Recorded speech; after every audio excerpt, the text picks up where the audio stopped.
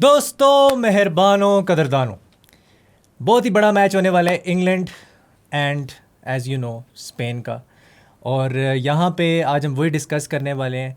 मैं जानता हूँ इस वक्त जो मेरे प्रोड्यूसर साहब हैं वो बहुत ज़्यादा टेंशन में है कि ये वीडियो कैसे एडिट होगी, लेकिन 12 बजे मैच है एंड आई होप कि उससे पहले हो जाएगी। 3-4-3 में एज़ यू नो यहाँ पे इंग्लैंड जो है वो सेटअप करेगी और गैरेथ घटिया साउथ गेट जो है वो ये काम करने वाले हैं। यहाँ पे 4-1-2-3 की एक फॉर्मेशन होगी। 4-3-3 होने वाला है जिसमें you know Rodri will be there and Fabian Ruiz will be there, और फैबियन रुइज़ के साथ डैनी ओल्मो भी जो हैं वो होंगे। मोस्टली ये होता है कि ये 4-2-1-3 में इस तरह से सेटअप कर रहे होते हैं। डैनी ओल्मो एक नंबर 10 के साथ खेल रहा होता है और वो आउट एंड आउट विंगर के साथ जा रहे होते हैं, like you know the likes of लामीन Yamal and Nico Williams.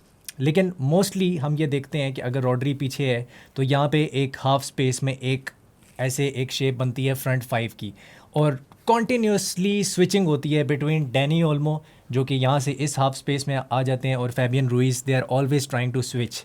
तो ये आज भी यही करने की कोशिश करेंगे मोस्ट ऑफ द टाइम। अगर तुम देखो 52% निको विलियम्स जो है वो वहाँ से अटैक आता है और कुकुरेला की साइड से अटैक आता है। कुकुरेला सजाद अली ने कहा था मेरा इंतज़ार करना, वैसे उसने सिंड्रेला कहा था लेकिन ये कुकुरेला है।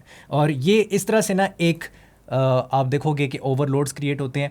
ओवरलोड्स इस तरह क्रिएट होता है, Cucurella is there, then Nico Williams is there, then Fabian Ruiz इधर आ जाता है। कभी कभी रॉड्री और ये जो डैनी ओल्मो है ये भी इस तरफ खिसक जाते हैं। तो एक 5 बंदों का या आप कह लो 6 बंदों का यहाँ से एक ओवरलोड क्रिएट होता है, जिसकी वजह से फिर यहाँ से स्विच होकर सीधा आता है लामीन यमाल के पास। They are always trying, even Laporte is trying कि अगर ये थर्ड मैन रन निकाल रहे हैं यहाँ से ऐसे करके तो यहाँ से एक लॉन्ग बॉल आए एंड लामीन यमाल को फीड की जाए। एंड देन लामीन यमाल तुम्हें पता है कि वो इनसाइड कट इन करता है हमेशा, और उसका एक कर्ल आता है क्योंकि उसका लेफ्ट फुट बहुत ज़्यादा स्ट्रॉन्ग है तो वो एक फार पोस्ट पे कर्ल करेगा या नियर पोस्ट पे एक लॉब करके कर्ल मारेगा, बॉल देगा। सो ये मोस्ट इंपॉर्टेंट थिंग है क्योंकि स्पेन वी ऑल नो कि वो योहान क्राइफ से भी इन्फ्लुएंस्ड है और वो जो स्पेनिश फुटबॉल है टिकी टाका की उससे भी इन्फ्लुएंस्ड है, पेप गार्डियोला की। तो वो उनका एक प्रिंसिपल ये भी है कि ओवरलोड से स्विच करना है और कॉन्टीन्यूसली जो मिडफील्ड की रोटेशंस हैं जिसमें ये फैबियन रुइज़ आ जाता है, रॉड्री आ जाता है और उसके साथ इनका जो तीसरा मिडफील्डर है वो आ जाता है। तो दिस इज़ जो है ना मोस्ट इम्पॉर्टेंट स्ट्रेंथ जिसके ऊपर ये रिलाई करते हैं कि अगर फ्री रोटेशन नहीं होगी बिटवीन द मिडफील्डर्स तो वहाँ पे काफ़ी ज़्यादा डैनी ओल्मो की मैं बात करना चाह रहा था, वो काफ़ी प्रॉब्लमेटिक हो जाता है। And Dani Olmo is always a nuisance, he is always trying to get in. आज भी यही करने की कोशिश करेंगे।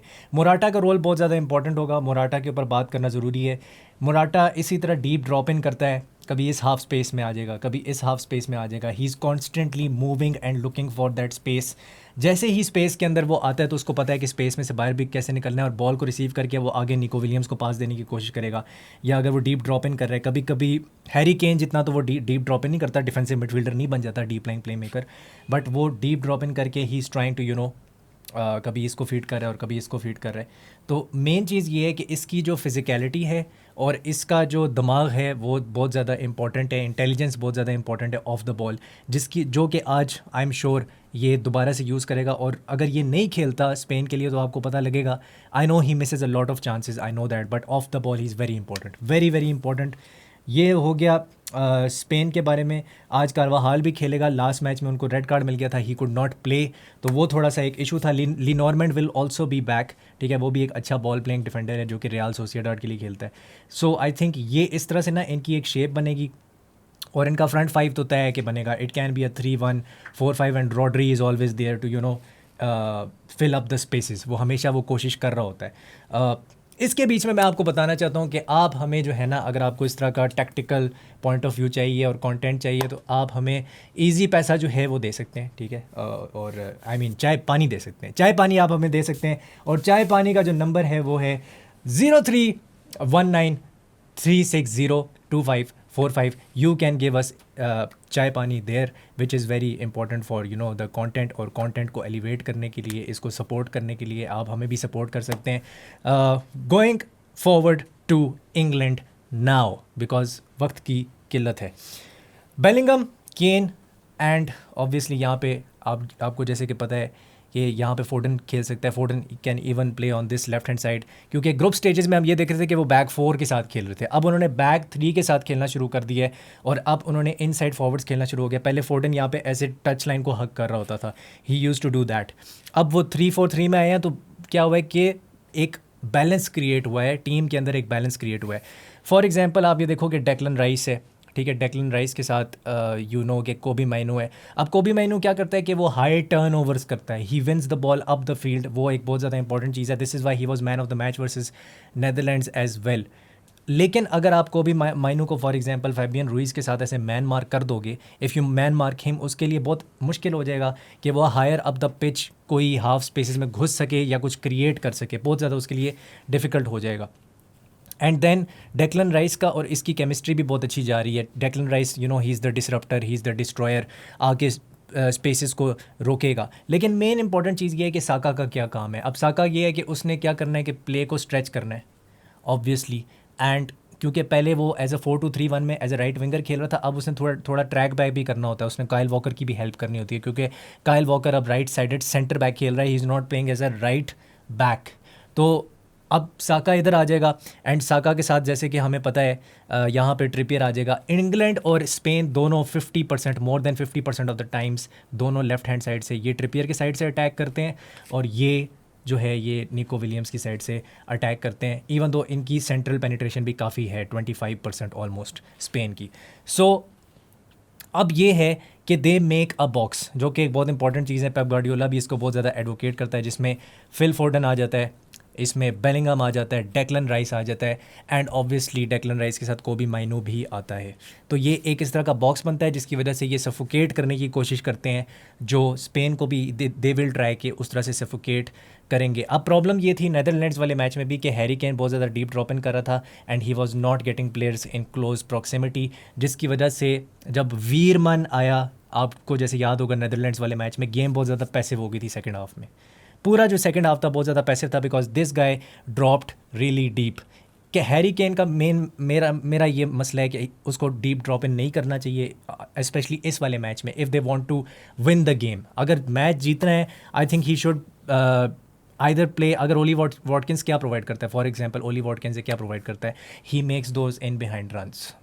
हैरी केन वो नहीं कर रहा था, फर्स्ट हाफ में येस कर रहा था, और फर्स्ट हाफ में नेदरलैंड्स के अगेंस्ट जो 35 मिनट थे वो सबसे अच्छे खेले थे इंग्लैंड ने, पूरे टूर्नामेंट में इंग्लैंड इतना अच्छा नहीं खेली। क्यों? क्योंकि Harry Kane was making those in behind runs continuously, और वो करना बहुत ज़्यादा ज़रूरी है इस मोमेंट एंड टाइम पे भी। साका एंड ट्रिपियर, इनका रोल बहुत ज़्यादा इंपॉर्टेंट होगा इस वाले मैच में। जितना ज़्यादा आप 3-4-3 खिलाते हैं, उतना आपके अंदर एबिलिटी आती है कि आप प्ले को स्ट्रेच करते हो। फॉर एग्जांपल जैसे फ्रांस स्ट्रेच कर रही थी, फ्रांस एम्बापे को और डेम्बेले को के साथ अपने जो फुल बैक्स हैं उनको भी आगे लेके आ रही थी, जिसमें थियो हर्नांडिस भी था और कुंडे भी था। Same these guys will have to do that as well, और ये 3-5 में they will try to attack. Most important चीज़ ये होगी कि अगर आप कोबी माइनो को रोक लेते हो, मैं ये समझता हूँ कि अगर कोबी माइनो को आप रोकते हो तो आप वर्टिकल पासेस 50% रोक सकते हो। उसी तरह अगर आप हाफ स्पेसेस में स्पेन के फैबियन रुइस को तक बॉल नहीं पहुंचने देते और डैनी ओल्मो तक बॉल नहीं पहुंचने देते, वो सेंट्रल प्रोग्रेशन नहीं होने देते, 60% ऑफ द टाइम आप स्पेन को मिनिमलाइज कर सकते हो। And this is what is most important, क्योंकि अगर आप यहाँ से मिनिमलाइज करते हो फिर उनको विंग्स पे जाना पड़ेगा, आपको उनको फोर्स करना पड़ेगा टूवर्ड्स द विंग्स, और वो जो है ना एक बहुत ही फिर प्रॉब्लमेटिक सिचुएशन हो जाती है फिर, क्योंकि ये होता है कि इंग्लैंड जो है वो हराम बॉल पे आ जाती है, प्रैग्मेटिक फुटबॉल पे आ जाती है, वो थोड़ा सा उनके लिए इशू होता है। बट क्योंकि स्पेन टेक्निकली गिफ्टेड है, स्पेन फिर भी आपको 1-2 टचेस करके खोल सकती है, even if they are struggling in those half spaces. तो ये था आज का रिव्यू, ये आज का पूरा टेक्टिकल एनालिसिस था। अगर आपको पसंद आया तो please do like, share and subscribe to Pro Sports, and once again भूलना नहीं है आपने चाय पानी लाजमी करना है, वरना मेरा प्रोड्यूसर जो है वो मुझे मार डालेगा। And will see you soon, bye bye, hasta la vista.